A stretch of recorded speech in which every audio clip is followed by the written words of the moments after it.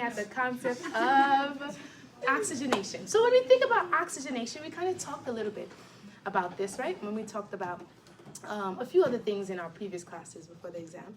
And so we're looking at the process of gas exchange mechanism that facilitates or impedes that process, right?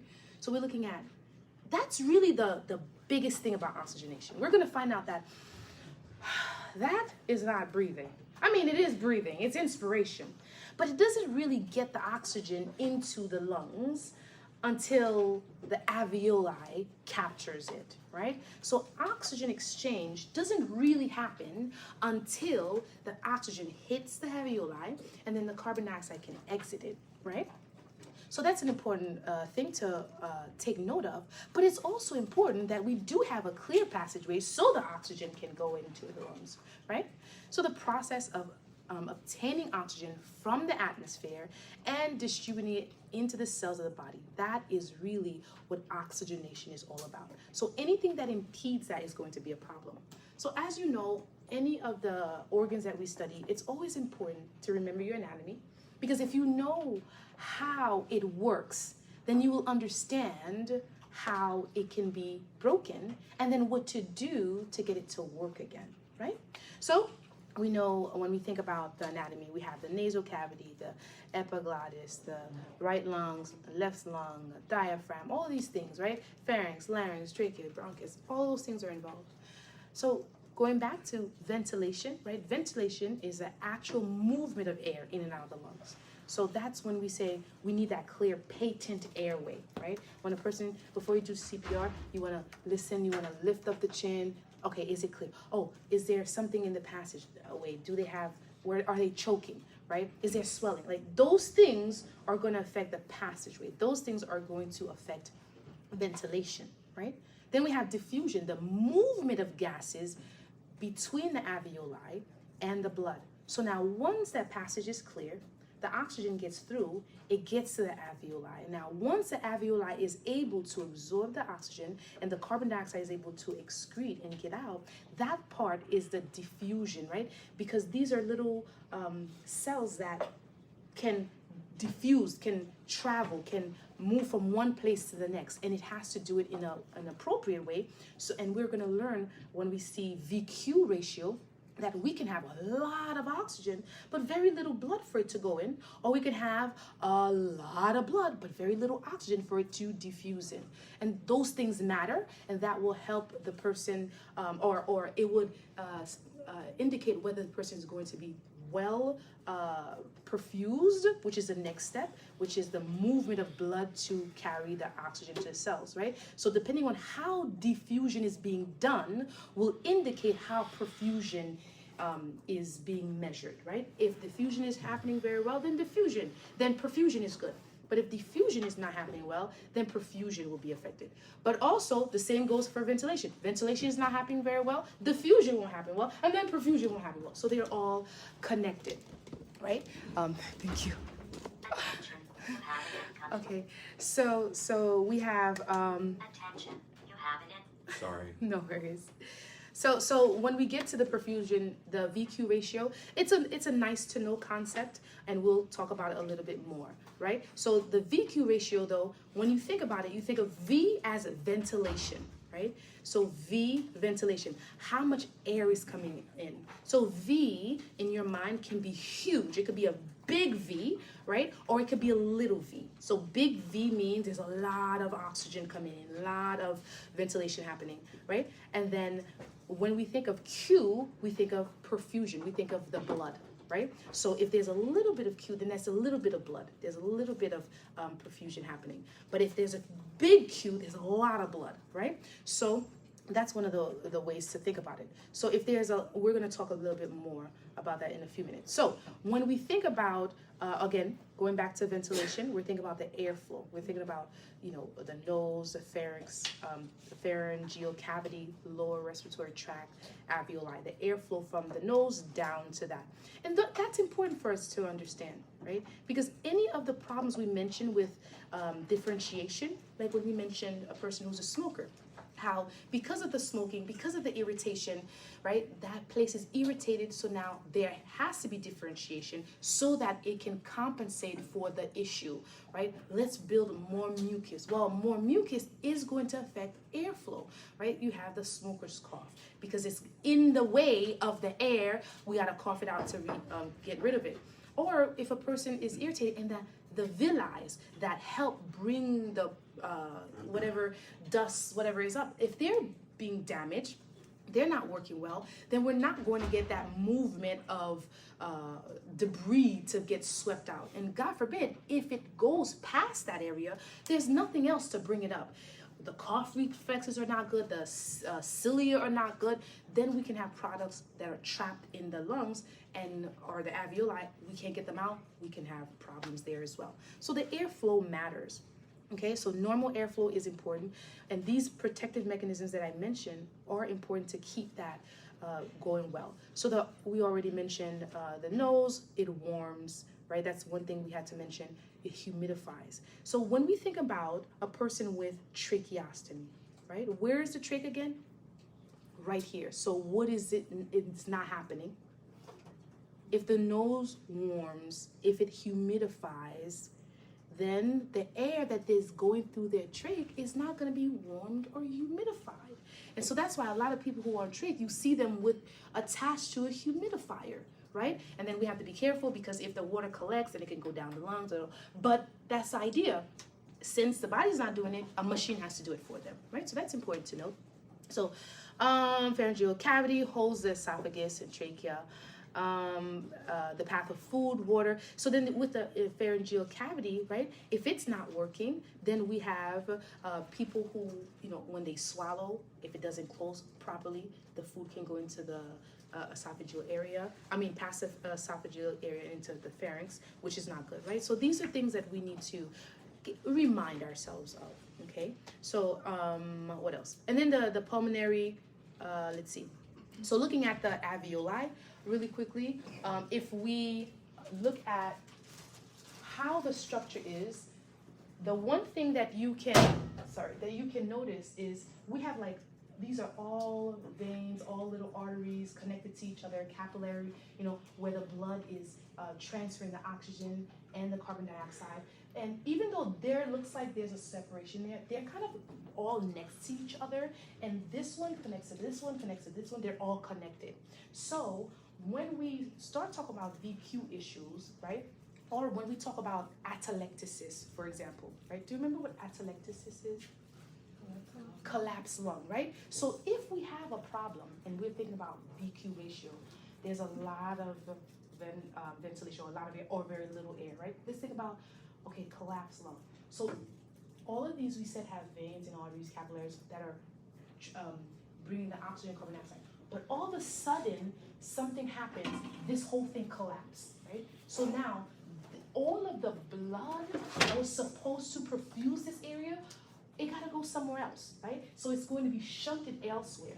But this air that was supposed to have oxygen, it no longer can accommodate it, right? So now there's less oxygen. So you can see the idea why the VQ ratio is important. Because if for whatever reason it switched, whereas we have now less ventilation because this shrunk, that, the whole side of the lung is collapsed, we're gonna have a problem. We're gonna have more tension. And remember we said lungs, heart are connected. When all of this blood is coming from where? It's coming from our heart, right? So remember when we mentioned there's this thing called cor-pulmonale, right? So this is when you have a heart problem because you have lung issues. So it's gonna make sense that if something is wrong with our lungs, the arteries and the veins that are supposed to be pumping blood to the lungs are not working well, that blood is going to be backed up, and then we're gonna have heart issues, right? But also, because they're not working well, they can't transport the oxygen, so we're gonna have less ventilation as well. So this VQ ratio is important. So understand that concept, why it's important and how it will be affected, and we'll talk a little bit more about that, right? So knowing that every little bleb there is important, right? Every part of the alveoli, right, has to be perfused, has to receive blood in order for it to work, right? Let's think a little bit more about the alveoli. Like what, like, you know, its structure. So we kind of learned this in anatomy, but it has a lot of elasticity. It has elastins, which is important, right? When we think about breathe in, breathe out. And it has to do that on its own, just like a rubber band. Rubber band stretches and releases by itself. That's exactly how these elastins work, if you want to conceptualize it in that sense. And what I like to say is it's like a balloon, right? When you blow into a balloon, if I let it go, the air comes out by itself, right? But then there's another part that I like to connect balloons with the alveoli as well, right? When you have a brand new balloon, is it easy to inflate or is it hard to inflate? It's hard to inflate. It takes a lot of strength, right? When you go to OB, you'll understand it a little bit more why babies whose lungs are not very well constructed, because that's the last thing that develops in the body, they can't survive easily because every time they breathe, it's as if they're breathing into a brand new balloon. Now, what in the blood? It's because these elastins are hard to stretch out, and they're easily to release, but it's hard to pull apart, right? Now, the alveoli produce something we call surfactant, and the way that I can help you conceptualize it is, after you've blown the balloon the first time, when you deflate it, if you were to put your finger inside the balloon and you take it out, what would you feel? Moisture. Where's that moisture coming from? Your mouth. It's your saliva, right? Think of the surfactant like your saliva. That saliva lubricated inside, it allows it to give a little bit more give, right? Not only is it stretched out, but the saliva also helps it give it more give. The surfactant is like the saliva. That's what I say, right? So the surfactant is secreted in order to allow the alveoli to give better. Unfortunately, surfactant is not produced, but much later after the lungs are well developed. So these babies, they don't develop the surfactant, and so every balloon, every alveoli is like fresh balloon each time, right? And so they give them medication before, during, and after, so that it can develop faster and it can help them. So it's the same thing kind of with us. When we think about what we're studying right now, when we get to COPD and it's like emphysema, it's a destruction of the elasticity of the alveoli. So if the elasticity is being destroyed, so then the stretch is being destroyed, right? Now, when the stretch is destroyed, then I say it's kind of like a paper bag. So from a balloon, it turns into a paper bag, or an overused rubber band. And when you stretch an overused rubber band, it stretches easily, right? But it doesn't come back as like bouncy as it when you stretched it, right? Or a paper bag, when you blow into it, it opens up on its own easily. But how do you get the air out? If you put the paper bag down, can the air come out by itself? No, you have to manually go like this, right? When you go, right, like that. I know people do that all the time, but that's how it is. That's how the lungs are, or the alveoli are, when a person has emphysema. Because emphysema happens because of smoking, and what is happening is there's a destruction of the elasticity of the alveoli. So these people, they get the oxygen in okay, but they can't get it out. So we're going to understand, when you breathe in what? Oxygen. So, but when you breathe out what? CO2. We're going to find out, right? When we get to acid bases, CO2 is connected to what? What is it considered? Is it a base or an acid?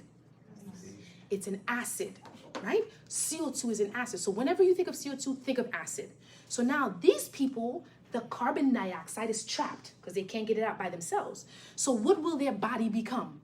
More acidic. So when we get to acid and bases, we're going to see people with COPD who cannot get rid of the carbon dioxide. Their body is more acidic. Respiratory acidosis. We'll get there, right? So Again, when we look at the alveoli, super important for oxygenation, right? Oxygen comes in, has to be switched with carbon dioxide, right? And once that happens, it's healthy. But if it's not happening well, whether because of perfusion, whether because of lack of ventilation, we're going to have issues, okay? All right, so we already mentioned about the diffusion. What is the diffusion? It's the O2 being diffused in the alveoli, where the blood now can, we accept oxygen and we release carbon dioxide. And when you get to patho, you will remember, okay, well, the carbon dioxide actually is preferred to the oxygen. Weird, I don't know why, but it is. And so there's a fight within the cells to get oxygen. So it's harder for the body to accept oxygen than it is to accept carbon dioxide. And the thing where the oxygen is being accepted is in the hemoglobin. And there's 4 of them that it can pick up. So it's hard for it to pick up the first one. But once it picks up the first one, it's easier to pick up the second one, easier to pick up the fourth, the third, and then the fourth, right? So it's a battle. That's why once we get to COPD again, we'll see once they have it, it's so hard to get them back because the body actually prefers CO2. So rather than have it fixed, it decides, I'm going to switch. Let's talk about the switch. So what makes you and I breathe? What makes you and I breathe is not because we need oxygen, actually. What makes us breathe is because the body says, hey, there's too much toxins. Which toxin? Carbon dioxide, CO2. It says, hey, you have too much CO2. You got to breathe to get rid of the CO2. That's what makes us breathe. So if you want to hold your breath longer, what would you do? Breathe out the CO2, right? Because if you can breathe out the CO2, that means you have less CO2. That means your body won't think that it needs to breathe. So a person who goes underwater, right? What is the first thing? You say, hyperventilation. Yes, they hyperventilate. Take a couple of deep breaths, get rid of the CO2, and then they dive, and then they're able to stay longer. Same thing you could do too. If you want to hold your breath longer, breathe out fast, fast, fast, fast, fast, fast, then dunk, then hold. You'll breathe longer than, or not be able to breathe longer than a person who doesn't know how to do that, okay? So what does that tell us though? That tells us the COPD, we said the body likes CO2 anyway. It's not about the switch to say, oh, all of a sudden, no. What it's going to do is says, you know what? Forget breathing. You don't need to breathe. We're going to switch it around. So what happens is it's the body switch to say, I like CO2. I always wanted to be keep CO2 in my body. So the body says, now for them to breathe, it's not the level of high CO2 that tells them to breathe. The body switches, says, okay, since now you like CO2 so much and you want to keep it so much, what we're going to do, when oxygen is less, that's when you breathe. You see that? So a COPD, they breathe when they find that they have less oxygen. We breathe when we have too much CO2. So what does that mean? We'll see with the COPDers, if you keep them on oxygen, they'll never get off of it, right? Because their body will never lack the oxygen, because it's a lack of oxygen that tells them to breathe. So if you keep giving it to them and you give it a lot, their body will be like, oh, we're all good now, right? So a person with COPD, you're going to give them like measured oxygen, and you don't want to keep them along, right? So it's important to know how it works and why it works, so that we can see, okay, how are we going to help these people, okay? So again, we breathe in, which one? Oxygen. We breathe out, which one? CO2, carbon dioxide is considered acid or base? Acid, exactly. So those are the things to know. So, and it's happening through our blood, and it's the blood that's releasing and accepting. I have a question. Yeah. So for somebody with COPD who's already made that switch, would that cause them to have like a buildup of CO2 in their blood? Yeah, it's still, so they're always in like this constant respiratory acidosis state, but it is, because they're getting the oxygen, it's going to be okay, like, it doesn't become a problem until it becomes too much. So they're always going to have more CO2 than oxygen, right? But obviously we're gonna give them oxygen, right, when they need it, so it's going to be not as bad, right? So there's a level that is going to be okay. Okay, so when we get to VQ, okay, so let's talk about VQ for really quickly. So we can have decreased VQ or we can have increased VQ. So when we have decreased VQ, I say like, think of the V, think of the ventilation, because this is what we're talking about, oxygenation, right? So don't think of the perfusion as much. I mean, it makes sense to, consider it. But when we say decreased VQ, we're thinking of decreased ventilation, right? So it's not bringing enough oxygen to meet the metabolic need of the person, right? So as well as if you're not blowing out enough CO2 to get rid of the carbon dioxide, right? So either the person is not breathing enough oxygen, or you're not blowing out enough carbon dioxide, because when you blow out carbon dioxide, that's when you need to, what's telling you I need to breathe. When I have a lot of carbon dioxide, I got to breathe it out in order for the oxygen to come back in, right? So that will cause decreased ventilation. So another thing that can cause decreased ventilation, so the decreased ventilation can be caused because of ventilation itself, something is wrong with the ventilation, but a decreased ventilation could be because of the lower, the Q, right? Because it's V over Q, right? Now, if there's an increased blood flow, so that can cause decreased VQ, right? Why? We're thinking increased blood flow, so the little bit of oxygen we have is so diffused that we can't even find it. We don't see it, so it feels like it's decreased. You see that? So it's not necessary that the ventilation is less. We have the adequate ventilation, but now we have more blood. So we might see that with a pregnant woman, right? A pregnant woman, when you get to OB, you'll see they build more blood. Why do they need to build more blood? They have a whole baby, another person inside that they have to give blood to.